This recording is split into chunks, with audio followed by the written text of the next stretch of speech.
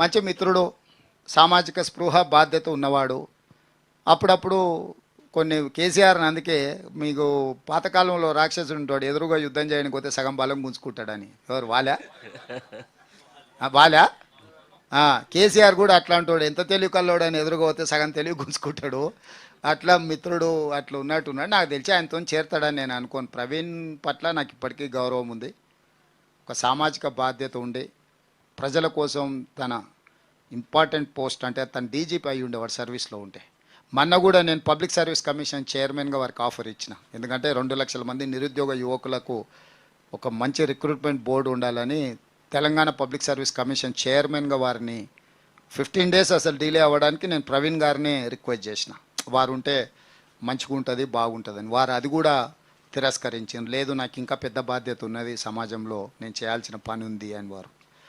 So మరి ఈరోజు ఒకవేళ వారు కేసీఆర్తో చేరుతున్నారంటే ఇంకా వారే తెలంగాణ సమాజానికి జవాబు చెప్పాలి. ఇంకా నేను కామెంట్ చేయడానికి కూడా ఏం లేదు, ఎందుకంటే వారి పట్ల మన్నున్న గౌరవం ఈరోజు కూడా నాకుంది. పాలమూరు బిడ్డ పాలమూరు బిడ్డ అని ప్రతి సభలో చెప్పుకుంటున్న రేవంత్ రెడ్డి గారు, నేను కూడా పాలమూరు బిడ్డనే.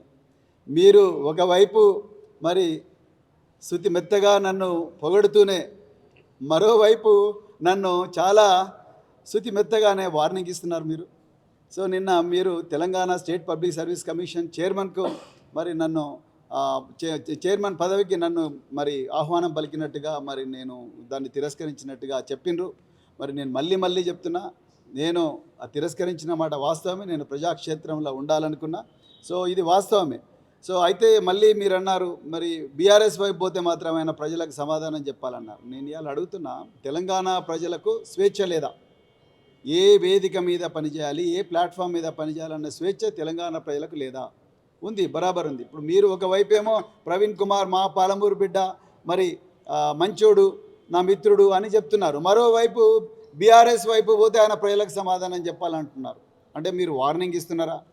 లేకపోతే మీరు గేట్లు తెరిస్తే మరి చాలామంది పెరికి పందలు, చాలామంది అసమర్థులు, చాలామంది స్వార్థపరులు, సో వాళ్ళందరూ కూడా ఆ గేట్ల గొర్రెల మంది ఎలాగ వస్తున్నారు. ఆ గొర్రెల మందిలో ప్రవీణ్ కుమార్ ఒకడు కాలేదు.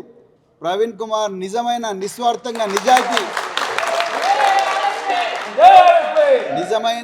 నిజమైన నికార్సైన నిజాయితీ కోసం పనిచేసే నాయకుడు కాబట్టి ఆ గొర్రెల మందిలో ఒకడు కాలేదని బాధపడుతూ మరి అక్కసుతో ఈ మాట అంటున్నారా రేవంత్ రెడ్డి గారు?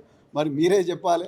సో నేను ఎప్పుడు కూడా ఆ గొర్రెల మంది ఉండదలుచుకోలేదు. చాలామంది అన్నారు ఎంత ప్యాకేజ్ తీసుకున్నావు కేసీఆర్ దగ్గర అని అంటా ఉన్నారు సోషల్ మీడియాలో.